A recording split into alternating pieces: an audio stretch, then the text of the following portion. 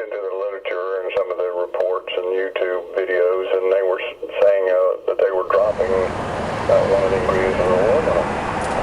I had done a fair amount of writing and research on the effect of aerosolized chemicals in the nose when you're breathing. And what we knew was that these particles tend to travel along the olfactory nerve, which are the smell nerves in the nose, and it travels directly to the parts of the brain that has to do with memory and emotions, the hippocampus, the entorhinal area, and the prefrontal cortex, and that you can trace these chemicals traveling along that nerve and depositing in this area of the brain. The other thing that was known is that if you aerosolize aluminum, it's one of the metals that passes very easily along this track and directly into the brain, so it bypasses the blood-brain barrier and goes directly into the brain and accumulates. But if you do it in animals, it produces lesions or damage in that area of the brain, and the animals will begin to show changes in memory and learning and emotional changes.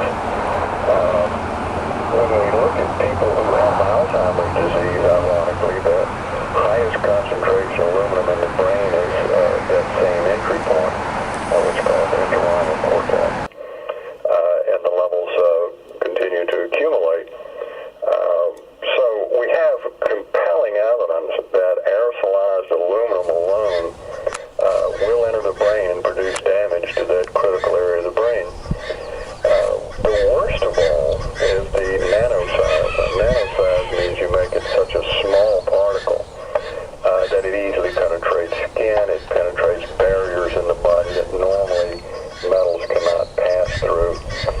When you nanosize and produce these incredibly small particulate matter, it passes very easily. So when you nanosize aluminum and you use it in these aerosols through the nasal passages, it enters the brain in very high concentrations. And they find that the nanosized aluminum in the brain is infinitely more toxic. Now, one of the toxic reactions to aluminum is intense inflammation and activation of cells in the brain and the immune cells called microglia.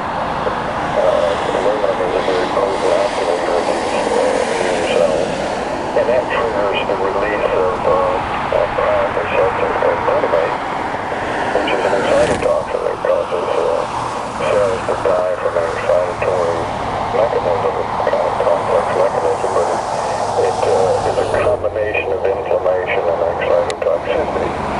And I call the term in the medical literature called immunoexcitotoxicity to describe that process.